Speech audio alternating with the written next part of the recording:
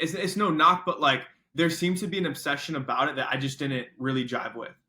Like it didn't feel good. It felt too like, look at me. Ah, okay. I see what you're saying. You know what I'm saying? And as a trainer, like I've had to go through that journey of transitioning from my fitness isn't about me anymore. It's about inspire. It is for me, right? Mm-hmm. But it's also about encouraging others to get fit, encouraging others to take on great tasks, Right. encouraging others to be disciplined. So all those things. So back to the competing thing. A couple weeks before we met, I did the summer shredding classic. I went, but I was like, bro, they don't test here. I don't take anything. So I wonder how I would do in an actual show. I was like, oh, there's one down in Tucson. Let me pull up. So I did that. I've never really like thought I had a good physique. So to win that show, it opened up my eyes. I was like, this is cool. Like I've never really been the most secure in my body.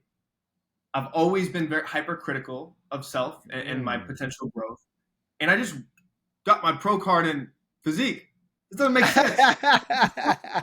You see what I'm saying? Like it doesn't. Yeah.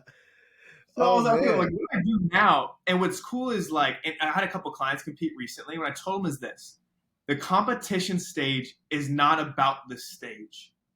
Like the day of, you might be it might be nerve wracking before it's your first show. Like it's going to be embrace all of that. You're gonna feel the most pride on that day. Here's why: you just put yourself through what very few people would put themselves through. You still got relationships. You got a family. You got business. You got X, Y, and Z. You got stress. You got trying to make there's all of these things, and you made yourself suffer for the last 3 months for a greater purpose of having that one moment where you can be proud and just strut your stuff. And that's a powerful thing.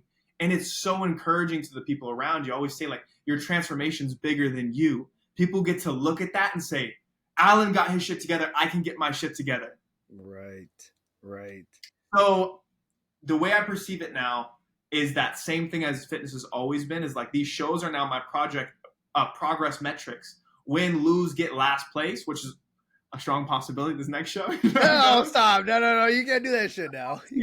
But no, it's not for the placing. It's for the feedback that you get to how to improve. Because if we're still in life, then we should still continue to improve. Yeah. You highlight something that I feel like we need to embrace more, which is embracing the journey that comes with fitness instead of just like being at a plateau. Like you're saying, it's not about getting up on stage for that particular competition or getting up on stage for that particular moment, but rather being able to track your progress from like where you were, where you started to where you are now to where you're progressing. And another thing I really want to highlight for you, like kind of what we were alluding to earlier, which is you're saying you got up on stage and you won a physique competition. You didn't think it was fucking possible. Now, that's news to me, Jacob, because when I met you, I'm like, oh, this motherfucker. Like, God damn it, this guy. You know, because I remember right before you got up on stage, we're getting sprayed with Crisco or whatever by one of the girls in the back. Bro, that was so, oh my God. The goofiness of competing, bro. So goofy. It is so funny. Everyone's doing it. Everyone's doing it. Oh my God. That is hilarious. But you know what's interesting too? It's just like what you're saying, because I would never have gotten that from you, that you had like body issues, that you might have been insecure or whatnot. But I feel like that's the general rhetoric when it comes to men that have nice physiques. Like the general rhetoric around it is like, well, why are you insecure? You got abs, or why are you insecure? And it's a very harsh, like, I don't want to say reality, but it's a very harsh critique, you know? And so for you, in your opinion, do you feel like there is a huge pressure for men to be in a physical shape? And yeah, I guess what's your take on that as a general whole? Oh man, another good one. Because I feel like this is transitioning. How old are you, bro? Don't mind me asking. Obviously 22. 22. No, I'm 35 though, bro. I'm 35. 35. What? Well, still. So look, I'm 26. When we were younger, there was a different energy, I think, around being fit. And men, I think, specifically being you're starting to see now with social media, like there's starting to be a negative hit towards it. Maybe it's always been like that. When I was younger, you look at superheroes, you look at bodybuilders, you look at these like I guess you could consider like alpha males, right? And these were a lot of the heroes that we had in our life. For me, it was Rocky. Like I remember. All right.